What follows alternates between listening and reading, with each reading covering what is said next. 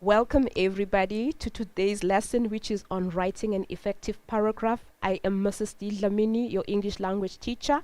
Let's start with the most important part of the lesson objectives. By the end of the lesson, you should be able to define a paragraph. What is a paragraph? You should be able to list and identify the 3 features of an effective paragraph. After knowing that, you should also be able to communicate your ideas clearly by writing effective paragraphs that have the 3 features and have cohesion and coherence. Let us look at the following image that has the features of an effective paragraph. An effective paragraph is supposed to have 3 main features which are very important. They are key features. The first one is the topic sentence, the second one is the supporting sentence or supporting sentences, and the last feature is the concluding sentence. What is a paragraph? I may pose that question for now before we move on. A paragraph is a group of sentences that are well connected and have cohesion and coherence. You will learn about cohesion and coherence as we progress with the lesson. Let's just start with the topic sentence. What is a topic sentence? It's usually on top there. The topic sentence is the sentence that tells the reader the main idea. It contains the main idea of what you're going to be talking about in that paragraph. Then we have supporting sentences. These are sentences that support the main idea. They illustrate, they extrapolate, they elaborate. They come in the example in the form of examples. They may come in the form of statistics. They may come in the form of descriptions or illustrations. Then we have the concluding sentence. This is the sentence that refers to the topic sentence and sums up the main idea. In order for you to write an effective paragraph, you need to have all these 3 key elements. And what are they? They are the topic sentence, the supporting sentence or supporting sentences, and then the concluding sentence. And a paragraph can only be said to be effective if it has these 3 key features. Let's move on. I talked about cohesion and coherence, and I have this image to illustrate that whatever you write, there should be what? Relationships between sentences. And you should use the correct vocabulary or correct words in order to communicate your ideas clearly and fluently. This should always connect. It's like pieces of a jigsaw puzzle. Whatever you write should connect well. It should what? It should make sense to the reader in order for you to communicate clearly and fluently your ideas. Okay?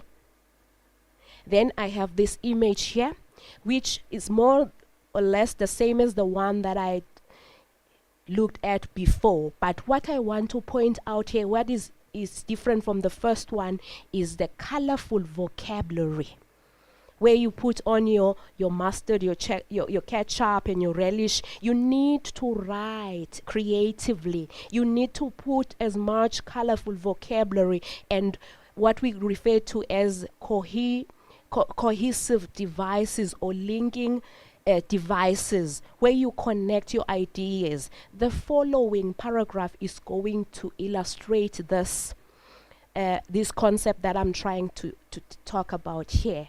Yes, it was one paragraph, but I tried to split it into 3 so that it can be visible on the screen, but it's one paragraph, and this paragraph contains all the 3 key elements that I talked about.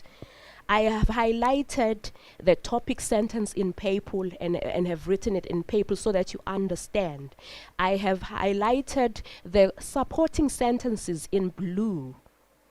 And I have highlighted the vocabulary or the cohesive devices that I talked about in green.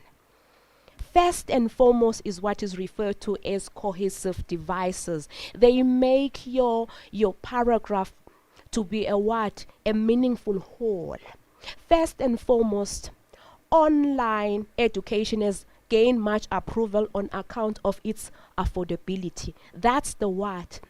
That's the topic sentence. You are sensitizing the reader that what you are going to be talking about in this paragraph is affordability. You are going to elaborate, you are going to extrapolate using examples, using statistics, or using illustrations. It's up to you. Those are the tools that are at your disposal. Okay, traditional school can burn a hole in one's pocket. That's the vocabulary that I'm talking about. Put in some bit of idioms to spice up your writing.